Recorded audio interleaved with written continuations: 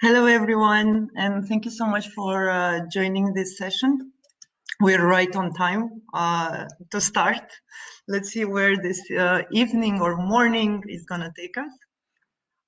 First and foremost, I want to really thank Ashoka Arab World and Claire and Iman in particular for designing and hosting and giving the opportunity for all our amazing women to be able to gather and share their stories. My name is Anna Murray. I am by nature 100% Romanian, and since the beginning of this year, I'm leading the Ashoka office in Romania.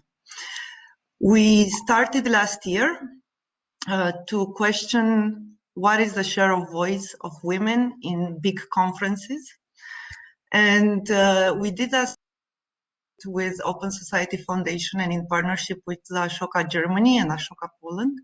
And we looked at all the major spaces where the important conversations are taking place and what's the share of voice of women. And the reality, I don't think it comes to such a shock for this audience that it will be an amazing world if women, or not if, but when women will be more present and know how to tell their story. For this reason, this evening, I have the very great honor to have together with me Raluca Chișescu. She is a published author and creative business strategist. She's been telling stories all her life. And I'm very much looking forward to this talk. Also for the audience, if you have reflections or questions, please put them in the chat and I will try to bring them to the floor. Thank you so much. Good evening, Raluca, because it's evening here. Good evening, Anna. And I wanted to say a good day to everybody because I don't know where you are right now. So I'd rather say have a good day and a warm hello to all time zones who are taking part in this great event. I'm very honored and thankful to be part of this community.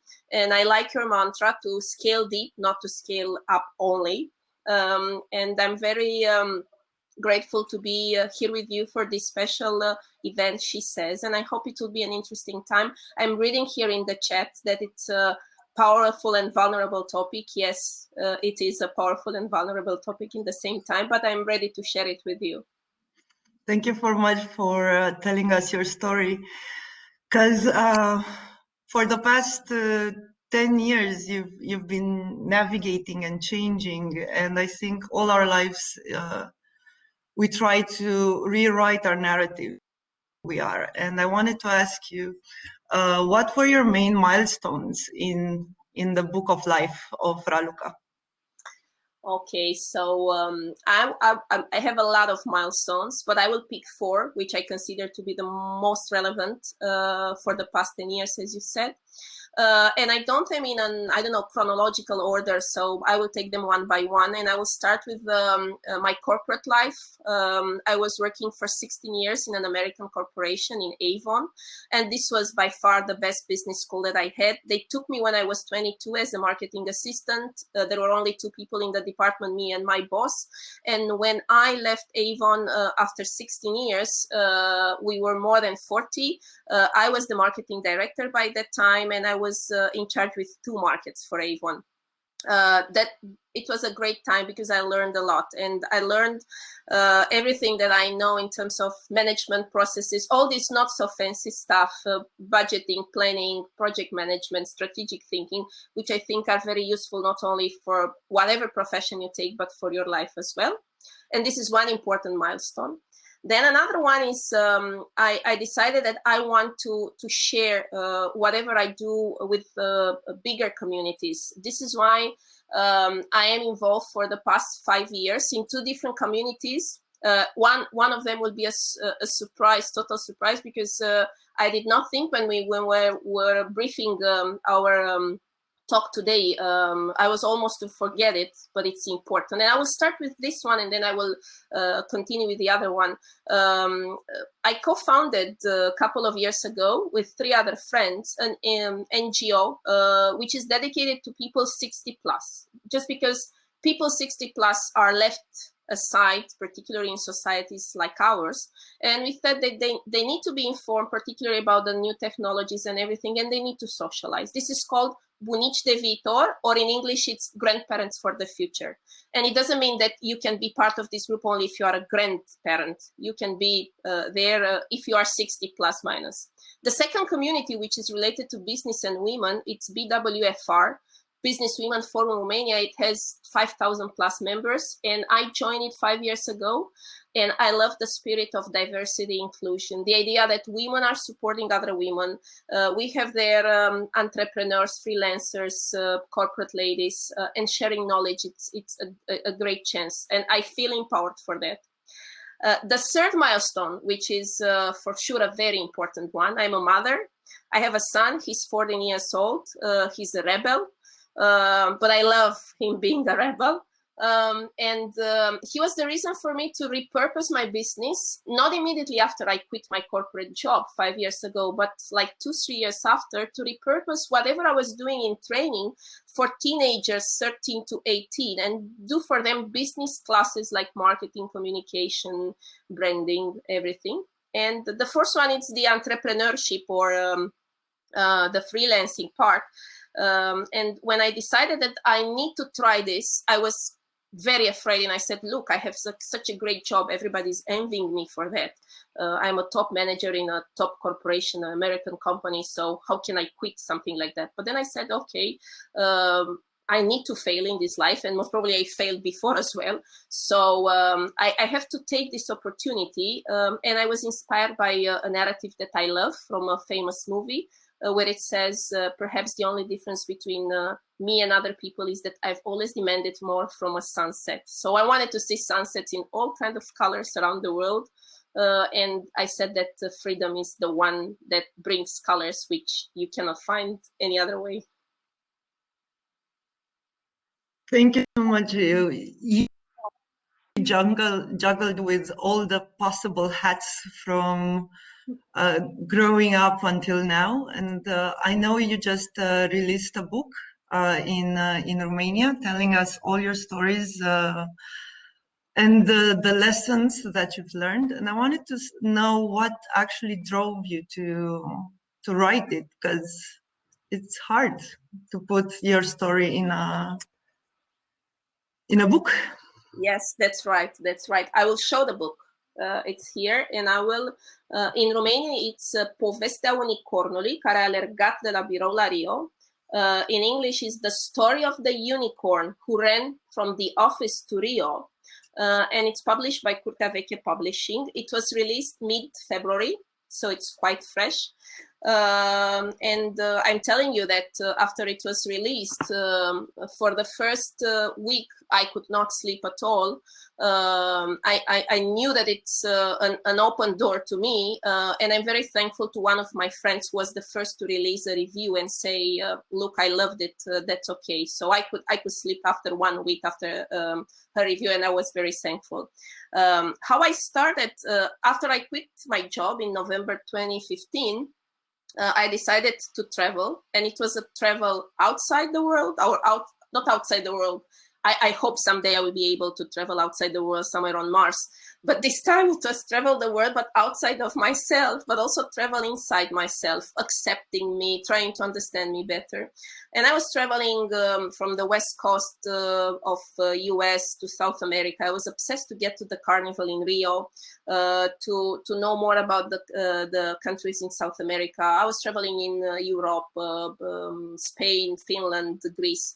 And all the time I was carrying with me a notebook, and I was writing down everything just at the moment that it was happening, because for me it was very important to capture the moment and the feelings. I was talking to people, and I loved having conversation, very personal, and to write the conversation with them, because I wanted this book not to be a TripAdvisor recommendation. I wanted to be more about immersing in these cultures. And then after 3 years and a half, because it took me 3 years and a half, I said, okay, let's finish it. I sent a sample to the publishing house. They liked it. They said, we love your irony and the way that you depict things. And this is how it came. For me, it was something that I wanted to share, because I'm sure there are many women who think and feel the same, but maybe they consider that they are somehow the only ones feeling or thinking like that. And I just wanted to show them to trust themselves. And as topics, there are three major things that this book is covering. It's business advices, but it's not only about success. It's a lot about failure. So for people to not to be stressed that they will fail. I have a lot of tips if you fail, what to do. It's about my travelings and how these cultures influenced and changed me. And the third one, it's about, I would say, feminine awareness, self-development, relationship, emotions related to that. And that was the most vulnerable part, which by far was the one that made me not sleep at night. Yeah, no, I also remember when I did a crazy tour like that after I quit 7 years of corporate life. I needed a break, and I remember how authentic the emotions are when you're in that moment and you experience it, and how true to yourself, and you manage to take the time to reflect on what does the world means to you in those times. So very much looking forward to see maybe a little bit of a disconnect, because I love the fact that you chose to publish a book and not write a blog, and I think that will be an aspect of the digital dichotomy that we will reflect upon a little bit later. But I wanted to come back to something that you said earlier in our conversations, which was that putting yourself out there is like running for a marathon, and that is quite complicated. And tell us more about how you got into running and trusting yourself to put yourself in the world. Oh, I would start by saying that I was skipping sports when I was in school. I was not good at all. And, you know, the schoolmates are making fun of you if you're not good at sports. And I was a competitive little girl, and I hated to be mocked up. So I decided that, okay, I can skip sports. And I just found myself an illness, which in fact was not something serious. But I didn't attend the sport classes. So with this background, when I was close to my 40, I just did a run. I had a friend who said, look, you can do it. Let's do it together. You can do a run 6 kilometers around the park. I can show you that you can do it. And of course, I stopped over the course. He was talking a lot, but I managed. And I said, look, it's not that bad. Still, I was not constant in my running. So 2 years after this moment, something happened. This friend, which was a schoolmate from high school, died unexpectedly at 40 years old. And we were all shocked. He was very healthy. He was living a healthy life. And we said, okay, what's going on? And I don't know, it was the instant moment when I decided that I owe him something. And just because he was the first who took me for a run, I will run my first half marathon in his memory. And by the time, it was really a tough decision, because I was able to run maximum 10 kilometers and not like, you know, running like Eliud Kipchoge. So I was quite bad. And I said, no, I have like 3-4 months and I will do it. And I trained myself with an app, no coach, nothing. I did it 4 times per week. I was really perseverant. And I said, if I can do that, I can do anything in life. And I managed to accomplish this goal in May 2017. And I felt joy and I felt grace and everything, that I could keep this promise, even if it was a promise to myself more than anything else, but it was in front of everybody. And then I realized that I love running, and I said, okay, I will continue running. And what if I run a full marathon, 42 kilometers at 42 years old? People were saying, this is really, I mean, I don't understand why people, instead of encouraging you, they're telling you that it's not possible. I remember guys saying, you know, it's not like multiplying 21 by 2. I mean, if you think that you can do 21, you cannot do 21 multiplied by 2. Or if I was training and I was showing that I could run 32 kilometers, they would say, 42 is not like 32. So all the time there were all these backwards instead of saying, come on, go on. And I did this, and I ran the second marathon. And this was the moment when I said, okay, I can do more than that. And I started raising money for Hospice, which is an NGO involved in palliative services. And I went to them because it was in the same time when my father was diagnosed with cancer. Luckily, he's healthy, he's okay. But it was another drive for me. Okay, I can help other people with my runs. And I'm not the perfect fundraiser, but I'm improving. And I'm very grateful for my friends. I have really loyal people who are contributing with every run. And I'm running in official competition at least twice per year. So this is the story of running. And for me, running was another way to show empathy. That was my lesson of empathy. If changing the narrative from corporation to freelancing was a story or a narrative of accepting myself, this was a narrative of empathy, and empathy for communities, for the others, for people who are not as lucky as I think I am. And as long as we are healthy, I think we are lucky. And I also remember when we are kids and we have to do sports, at least in Eastern Europe. Yeah, we tend to avoid it, but everybody encourages us to do it. And then when you want to start later in life,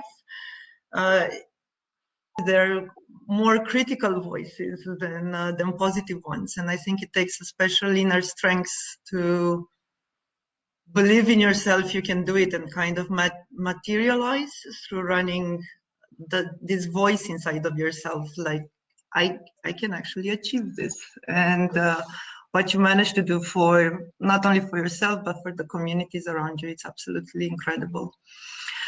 But it's also hard. How is it to be the first voice when putting things into words, talking about materialization of emotions that are happening inside you? Well, it's quite hard, but in the same time, it's fulfilling, at least for me. It's hard because I'm dealing with self-doubts, and I'm dealing all the time. I'm dealing now. I mean, before I was joining 5 minutes before, I said, okay, I did the preparation. It's not the first time that I'm doing it, but still all the time I have my self-doubts or I have my emotions. And I tell myself that it means that I am involved and I care about the things that I do, because otherwise I will have zero emotions. But it's not only the self-doubt, but it's also the criticism. And it's natural at the end. If you want to step outside of a frame, where majority of us are spending their time, and I was spending my time, and I'm sure that I'm still spending time in particular frames, but the moment you go out of that frame, there would be people who will try to bring you back and they will criticize you. It's hard when this criticism is coming from people which are close to you and who know that you have your own doubts. And I had to face this, and it felt like I do the comparison with a marathon. It's like you are on the last kilometers after almost 5 hours in my case. And instead of somebody saying, cheering, come on, you have just a little bit more, you are at the end, somebody close will come and yell, come on, you're so lame, look at you, you can barely walk. So that's kind of the comparison with the criticism from people which are close. But in order to keep your inner strength and continue on your way, the things that are working for me, I spend more time with myself, whether it's, I don't know, walking, running, nature. And this is the real strength that comes when you spend the time with yourself.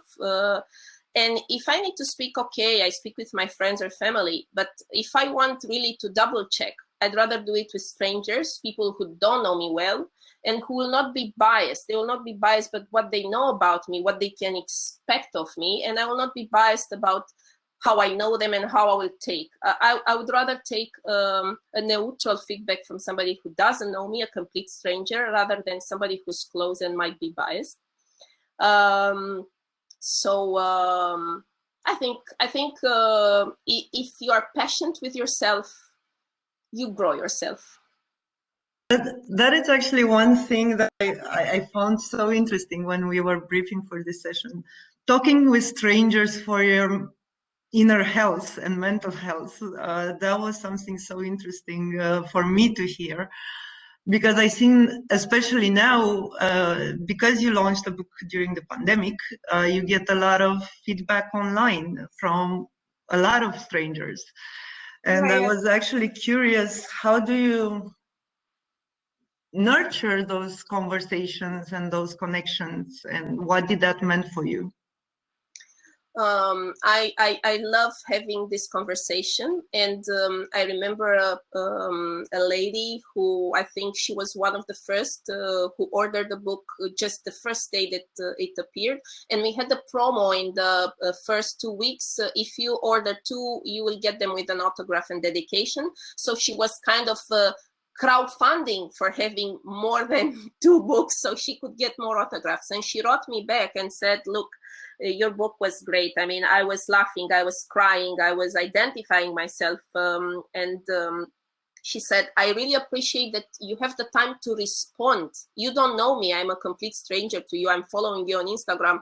But then I gave you the feedback, and I was expecting from you to say just thank you. But you really responded in details, and for me this is also an inspiration. And I'm trying to summarize all the feedback.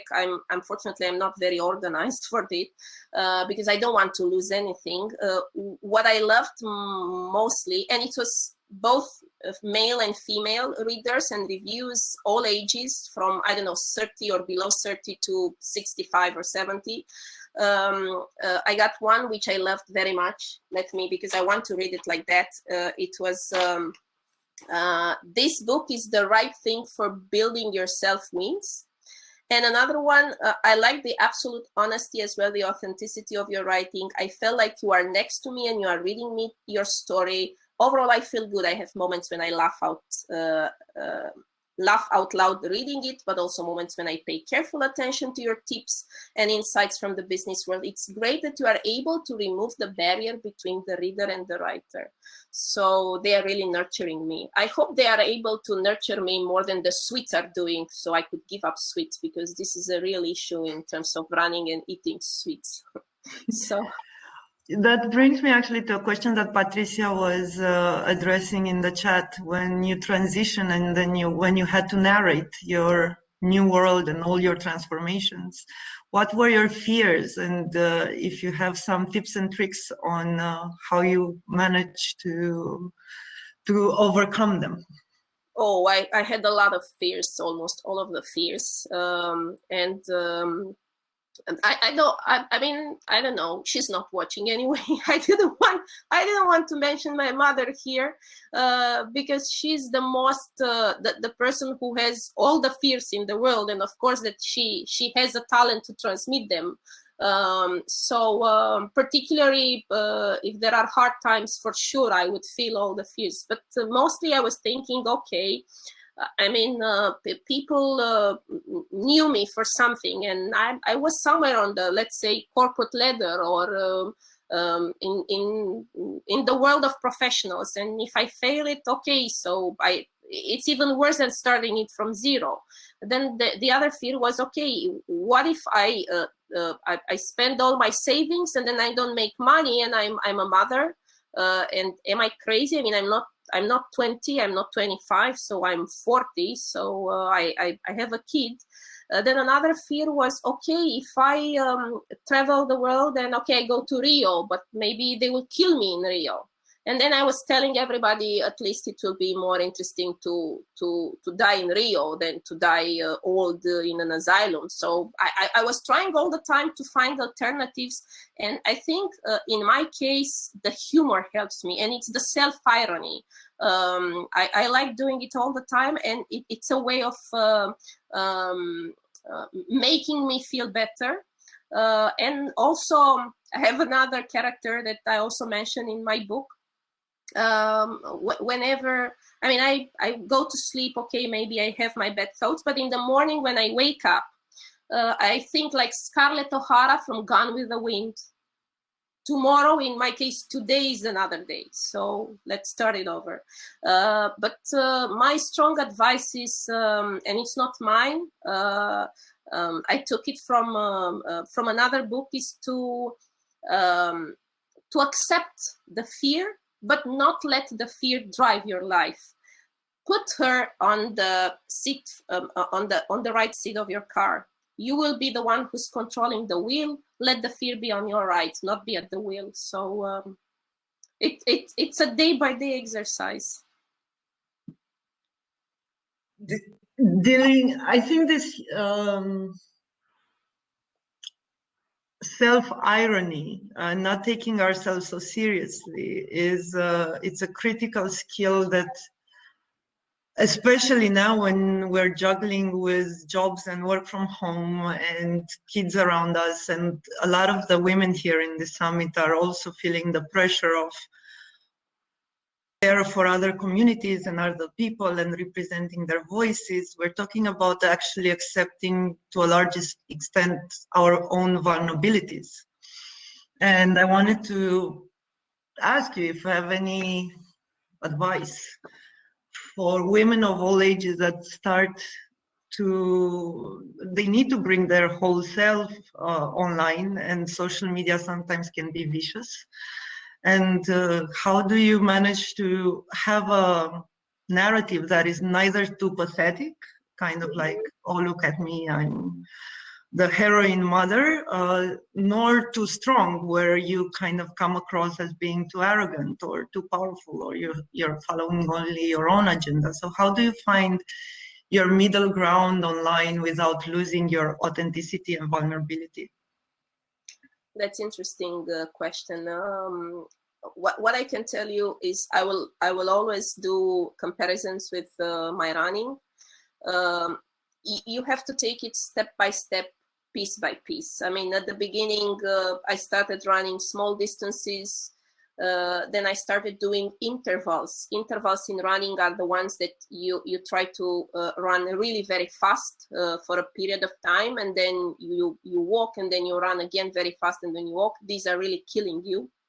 And even now, after 4 years of intensive trainings, I still want to skip them. But I know that if I don't do them, I will not be stronger, and I will not be able to resist for 4 or 5 hours in marathons. So it's the same if you try to do it in social media or on your blog, because I have my site. I started with a blog, in fact, and I launched it 4 or 5 years ago, and I started mixing. I had 3 categories. The one was called storyteller, another one was brand consultant, and the third one was trainer. And I also had one for volunteering. And I was mixing posts about when it comes to storytelling, about my life, my experiences. My advantage was that by that time I was a contributor to a women magazine, so I could publish my own article every month, and I could share it on my blog as well. And that was the part that I could be vulnerable, but also I was all the time very self-ironic. So that was a way. So I was not too vulnerable, or not let's say pathetic, because all the time I had this self-irony, which helped me. But I was also writing articles in the brand consultant or trainer sections, which are really serious, backed by figures, data. Okay, look at me. I'm not just a fun girl that is writing story about her life or emotions, but I'm also a brand consultant. And I do not agree. People have these frames all the time. I mean, if I'm a management consultant, I have to have a black suit. I have to be only in a certain way. I have to speak only with charts, with what you have there, with notes behind you. So I cannot be a writer. I cannot write about anything else except business. I think the world is more complex than that, and I'm really hopeful that in the future, more and more people will realize that it's all of us are a mix of more things, not only one. So step by step, and trying to mix the vulnerability or the emotional part with the one which is more related to the profession, I think it's a good balance, and it shows your true self in the end. That's also an exercise of passions, because you cannot start it from day one and expose yourself from day one. People will say, I mean, she's crazy, or they will not pay attention. But one by one, they will realize that you really want to say something, or you're not ready to quit. That's very important, not to quit. I still have this tendency to have millions of ideas, start with 1, 2, 3, and then I forget about them. So I realized that what's the most important thing, and this was the learning from marathons. If you really want to achieve big things, you have to continue and be perseverant. Thank you. I'm also thinking that I think that was kind of the image of what a powerful woman looks like, with the arm crossed and the glass building behind, or whatever image was fed to us that success means. And I think starting with the pandemic, maybe in the first months people still cared, but then we all were in each other's lives quite abruptly. And I'm curious if you think that this type of interactions kind of like forced intimacy to some extent, because we're in each other's houses all the time. And you can have a kid coming over, or a cat, dog, whatever you have in your house. Would that actually maybe contribute to changing our perceptions of what success means, or what authenticity means in the following years? And if that would be an opportunity to restart the way we put ourselves online. Accepting more than one narrative for everything. It's not only a frame or a narrative. I think this is the most important thing. I was quite obsessed for many years that, okay, if I didn't do this by that age, I don't know, you name, there are certain milestones. You have to marry by 20 and something, you have to have your first kid by, then you have to have the second, the third, whatever. So there are these, and I was obsessed because of course I was not ticking all these milestones, and I said, okay, my train left. So and this is also a very popular Romanian saying, everything is at its time. If you didn't do it at its time, then it's okay, you skip it, that's it. I don't agree. I think you can really change the situation, and you have to accept there are more narratives than one, and it's such a big world. Why to accept only once? I think I was very much influenced by Harari's books when I read them, and I realized that it's all in our minds. I mean, everything was established at a certain point of time and decided in a way, but it's nowhere written that it has to be only like this. So we have to be more flexible with ourselves and the world around us. Or more kind, more accepting. Yes, of course, more kind. But you know, I remember that in March 2020, people were saying that we will be more kind. But I think people who are not kind, they did not change significantly in the past year. But the ones who are kind are more kind. What I noticed in my relationships, my friendships, even my family members, just because the world stopped and we were not so much in a hurry. Like I have to go there, I have that event, I'm traveling everywhere. Our relationships got more profound, more deep, and somehow I felt myself back in my childhood at teenager moments when all the relationships were so strong and so meaningful, and the discussions were much more meaningful than, okay, this is what was happening to the office today, look what the kids are doing, blah, blah, which is like chit chat and no on. So I think for me, it was a great accomplishment for the past year, the pandemic year, because my friendships are really deeper and more and stronger. Yeah, I remember talking over the fixed line for hours with best friends when we were kids or younger. And indeed, this feeling of fewer but more profound relationships may be a very good byproduct of the pandemic.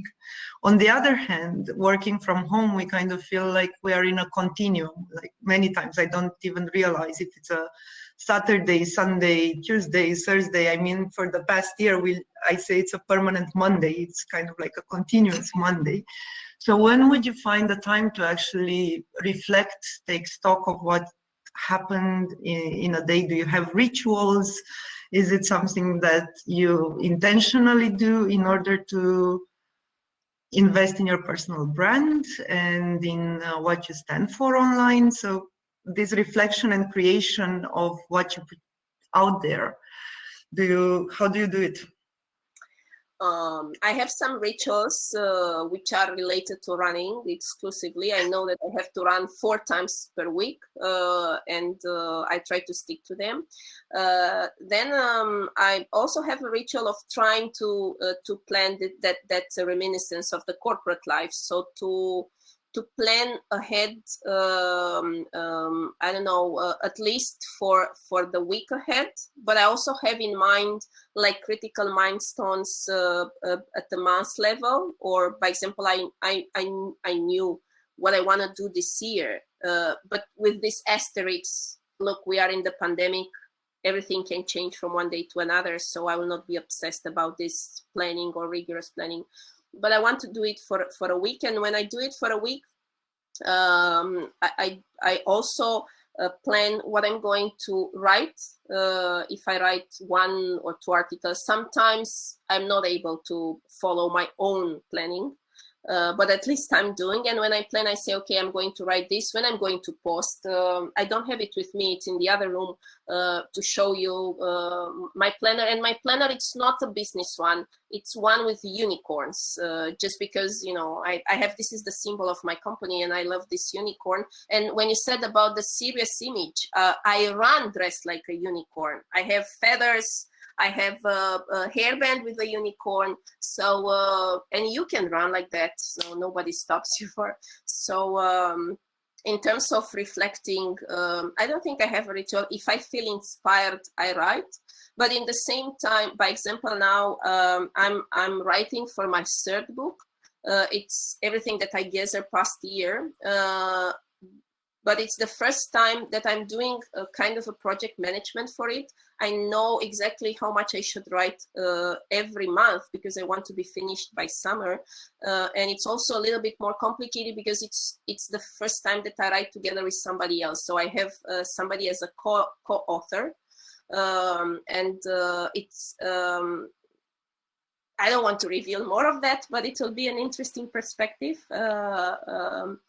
And in this way, I have to be more organized. But I wouldn't say that I'm the rituals or organized type of person. The only moments that kept me on track were the corporation, the running, and my mother. The 3rd one, I think, is the heaviest or the longest influence on what's happening. I just wanted to appreciate so much Patricia for making us feel heard. And I think you need to translate your book, Raluca. That should be planned to translate it at least in English so Yes, that it will reach more people. Thank you, Patricia, for all your involvement. I'm reading here. Unfortunately, I'm not very good in multitasking, so I have to stop and read, but I see that you're really involved. Thank you. But I also noticed the PR manager from the publishing house. So my publisher, I saw the publisher here writing. Miruna is here, yeah. So Miruna, if she's here, she should hear that we need to translate the book in English. So Miruna, don't hate us. It will definitely be something that we will try to support you with. We don't have very much time left, but I want to reflect with you on a question that was very strong to my heart, close to my heart, which is, what would be that one advice that you would give to your 10 years old self? That's very interesting, and it reminds me. 3 months ago, I had a kind of a training for Renault for their staff members, and the theme was what should I tell to my younger self if I were 30 years old. So I did this exercise and I picked like 10 advices for me, but then when you asked me this question, I said, okay, I cannot name all 10, so I have to pick only one. This is the hardest, to pick only one. And I picked the one which is about to be more, to persevere. That's my obsession. And I will quote here Angela Duckworth. I loved her book, which is named Grit, The Power of Passion and Perseverance. She even has a grit scale. She says that it's very important for people to be not only passionate about the things, but to be perseverant, because if you only have passion, you will never have accomplishments. And she's mentioning effort. Effort is the one that you have to take into account twice. First of all, if you have a talent, but you multiply it with effort, then you get an ability. But then if you have an ability and you again multiply it with effort, the second time you turn it into an accomplishment. So that's the advice that I would give to myself 10 years ago, to be more perseverant, because if I have any regrets, but I don't have generally regrets, you know, past is past, the future is ahead, is that I could have accomplished maybe even more if I was more perseverant and not just be attracted to several ideas at a time.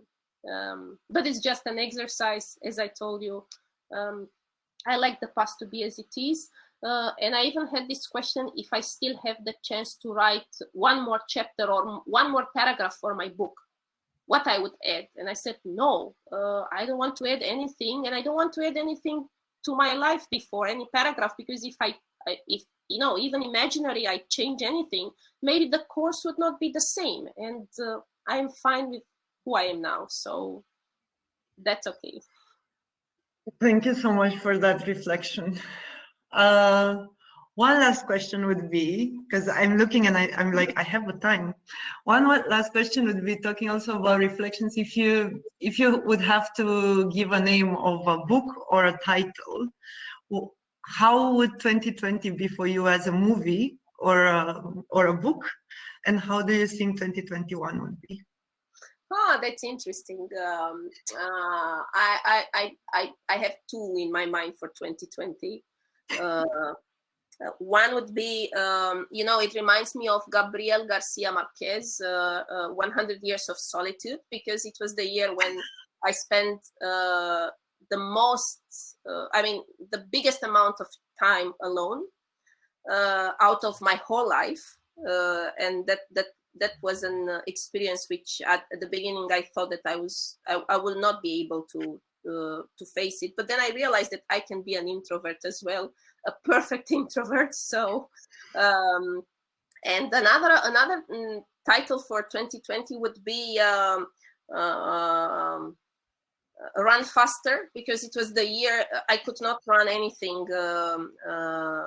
No official competition was held last year, but then I was training on my own, and I said my objective for 2020 was to be able to run 21 kilometers in less than 2 hours.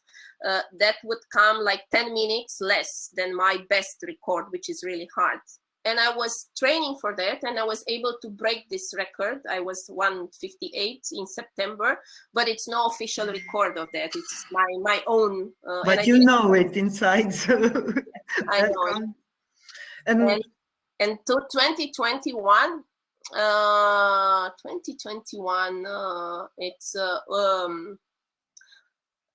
it's either this one.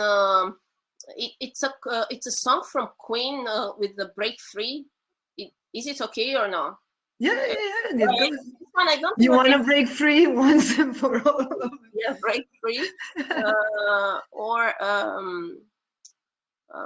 I think it's Break Free, or It's another one. It's like a second, I would call it, Historia de un amor, not because I have a particular love relationship that I want to talk about, but I feel like this is the year, like a love story for me.